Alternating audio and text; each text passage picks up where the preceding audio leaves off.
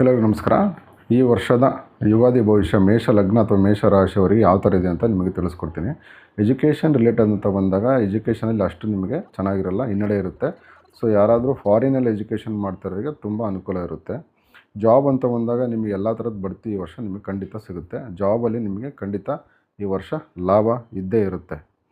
ಸ್ವಲ್ಪ ಮ್ಯಾರೇಜ್ ಲೈಫಲ್ಲಿ ನಿಮಗೆ ತೊಂದರೆ ತೋರಿಸ್ತಾ ಇದೆ. ಅಂದರೆ ಗಂಡ ಹೆಂಡತಿ ಪದೇ ಪದೇ ಜಗಳ ಆಗೋಂಥದ್ದು ಅಥವಾ ಈ ತವರು ಮನೆ ಹೋಗೋಂಥದ್ದು ಆ ಥರದ್ದೆಲ್ಲ ಘಟನೆಗಳು ನಡೀತಾ ಇರುತ್ತೆ. ಬಿಸ್ನೆಸ್ ಅಂತ ಬಂದಾಗ ಬಿಸ್ನೆಸ್ಸಲ್ಲಿ ಈ ವರ್ಷ ನಿಮಗೆ ಸ್ವಲ್ಪ ಆದಷ್ಟು ಲಾಸಿನ ಪ್ರಮಾಣನೇ ಜಾಸ್ತಿ ಇದೆ. ಸೊ ಹಾಗಾಗಿ ಬಿಸ್ನೆಸ್ಸಲ್ಲಿ ಇನ್ವೆಸ್ಟ್ಮೆಂಟ್ ಮಾಡೋದಿದ್ದರೆ ನೋಡಿಕೊಂಡು ಇನ್ವೆಸ್ಟ್ಮೆಂಟ್ ಮಾಡಿ.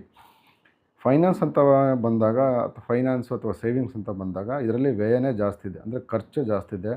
ಈ ವರ್ಷ ನೀವೇನು ಅಂತ ಸೇವಿಂಗ್ಸ್ ಮಾಡೋಕ್ಕಾಗಲ್ಲ, ತುಂಬ ನಿಮಗೆ ಖರ್ಚು ಇರುತ್ತೆ. ಒಟ್ಟಾರೆ ಮೇಷಲಗ್ನದವರಿಗೆ ಅಥವಾ ಮೇಷರಾಶಿಯವರಿಗೆ ಈ ಯುಗಾದಿ ಯಾವ ಥರ ಇರುತ್ತೆ ಅಂದರೆ ಸಾಧಾರಣವಾಗಿರುತ್ತೆ. 50-50 ಅಂತಾರಲ್ಲ, ಆ ಥರ ಇರುತ್ತೆ, ಸಾಧಾರಣವಾಗಿರುತ್ತೆ.